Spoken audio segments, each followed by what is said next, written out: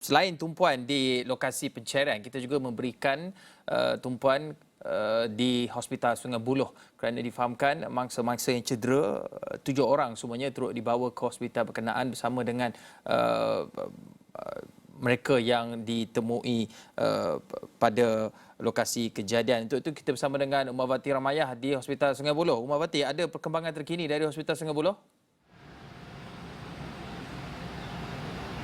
Terima kasih Hakimi di studio, dan kalau kita tengok perkarangan Hospital Sungai Buloh disertai dengan suasana pilu dengan 21 mayat ditempatkan di sini, dan saya lihat orang ramai, saya lihat ahli keluarga dan juga waris kepada mangsa-mangsa yang terkorban ini sudah pun tiba di sini seawal pukul 9 pagi.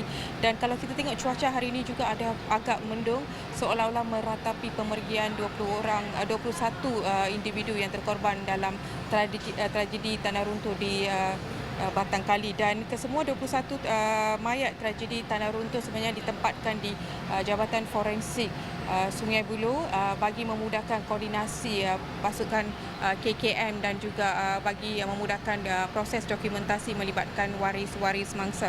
Dan daripada jumlah itu, 5 adalah kanak-kanak, 12 wanita dan juga 4 mangsa lelaki, dan identiti mereka masih belum didedahkan kepada media pada setakat jam ini, dan difahamkan proses bedah siasat sebenarnya tidak dihentikan sejak mayat pertama dibawa masuk ke karangan Jabatan Forensik kira-kira pukul 1.05 petang semalam. Dan pada ketika ini proses bedah siasat masih sedang dijalankan, dan difahamkan 9 keluarga sebenarnya sudah tiba, kini sebenarnya berada di dalam Jabatan Forensik Hospital Sungai Buloh, dan mereka dikatakan tiba di sini kira-kira pukul 9 pagi tadi.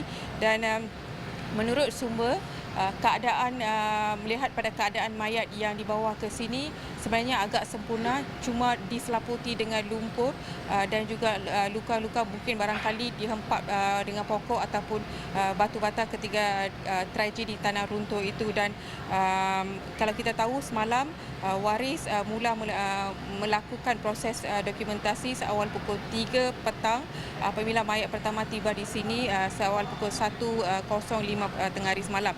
Dan kalau kita tengok perkembangan di sini, di mana pasukan perubatan Jabatan Forensik sebenarnya menyediakan 5 pasukan petugas yang juga dibantu oleh petugas dari Jabatan Forensik Hospital Al Sultan Abdullah UiTM Puncak Alam bagi menjalankan proses bedah siasat. Dan proses bedah siasat untuk kes-kes lain juga tidak dihentikan kerana dibantu oleh pasukan tim khas untuk kejadian insiden tanah runtuh hari ini.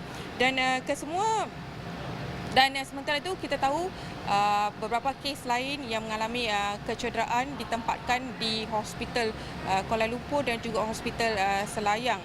Dan setakat ini satu daripada individu yang masih ditempatkan di Hospital Kuala Lumpur dilaporkan kritikal, dan pun begitu saya tidak dapat mendapat maklumat terkini bagaimana keadaan mangsa tersebut. Dan juga difahamkan Menteri Pendidikan YB Fadlina Sidik akan sekali lagi datang untuk melawat mangsa-mangsa di sini, dan beliau dijangka untuk hadir kira-kira pukul 12.45. Sebenarnya beliau sudah pun tiba semalam. Hari ini mungkin lawatan kali kedua, mungkin ada perkembangan atau perkongsian yang ingin dikongsikan kepada rakan-rakan media di sini. Dan terdahulu kita tengok Menteri Belia dan Sukan Hanayo juga tiba di sini kira-kira pukul 9 pagi tadi, dan beliau meninggalkan perkarangan hospital kira-kira setengah jam. Dan tidak ada sebarang sidang media diadakan. Dan kalau kita tengok suasana di sini, sebenarnya para pengamal media sudah pun berkampung di sini sejak pukul 7 pagi bagi mengikuti perkembangan di Hospital Sungai Buloh sebenarnya. Ya.